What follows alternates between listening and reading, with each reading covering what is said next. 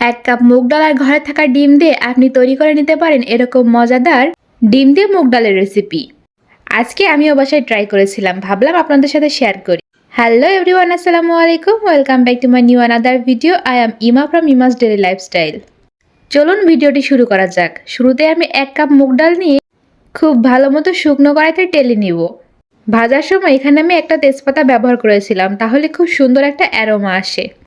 তারপর ডালটিকে একটা পাত্রে ঢেলে নিব।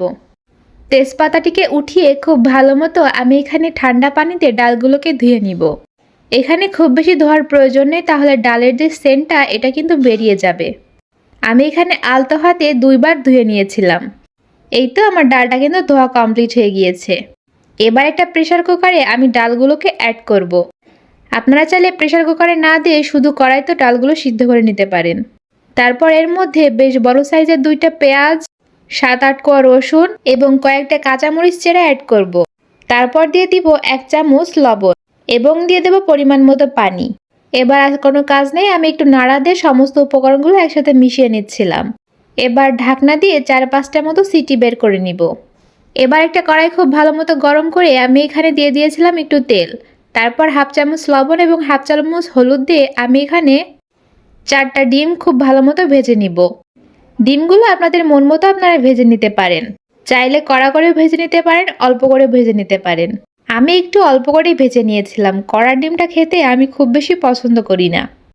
যাই হোক, ডিমগুলো ভাজা হয়ে গিয়েছে। এবার আমি এখানে ডিমগুলোকে উঠিয়ে নিব। এবার এর মধ্যে আর একটু তেল ব্যবহার করে আমি এখানে বেশ বড় সাইজের 2টা পেঁয়াজ এবং রসুন কুচি অ্যাড করেছি। এবার আমাদের এই পেঁয়াজ এবং রসুনগুলোকে একটু ব্রাউন কালার করে ভেজে নিতে হবে। এই তো, এরপর আমি এখানে গোটা কয়েক জিরা ব্যবহার করব। তারপর আবারও কিছুক্ষণ এখানে ভেজে নিচ্ছি। এই তো, ভাজাভাজির কাজ শেষ। এবার আমি এখানে একটা তেজপাতা ব্যবহার করেছি। তারপর আবারও খুব ভালো মতো নেড়ে নিয়েছি। এবার এখানে বাটা মশলা যেমন 1 চামচ জিরা বাটা, 1/2 চামচ আদা বাটা ব্যবহার করেছি। তারপর আবারও মশলাগুলোকে খুব সুন্দরভাবে আমি মিশিয়ে নিব। তারপর দিয়ে দিব 1 চামচ লবণ, 1/2 চামচ হলুদ গুঁড়ো আর 1/2 চামচ ধনিয়া গুঁড়া।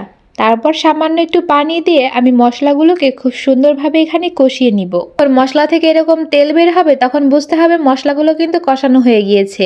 এদিকে আমার প্রেসার কুকারটা খুলে দিয়েছে। এই সিদ্ধ ডাল আমি এবার এই মশলা কষানোর মধ্যে অ্যাড করব। মুগ ডালটা মূলত একদম সিদ্ধ কেউ পছন্দ করে না খেতে, তাই আমি এখানে কিছুটা গোটা গোটা রেখেছিলাম। এবার সামান্য একটু পানি নিয়ে আমি এখানে ডালগুলো মশলার সাথে খুব ভালোভাবে কষিয়ে নিব। অনেকে মুগ ডালটা পাতলা খেতে পছন্দ করে, তবে আমাদের বাসায় সবাই এটা ঘন খেতেই পছন্দ করে। যাই হোক, আমি খুব সুন্দরভাবে এখানে নেড়ে নিচ্ছিলাম।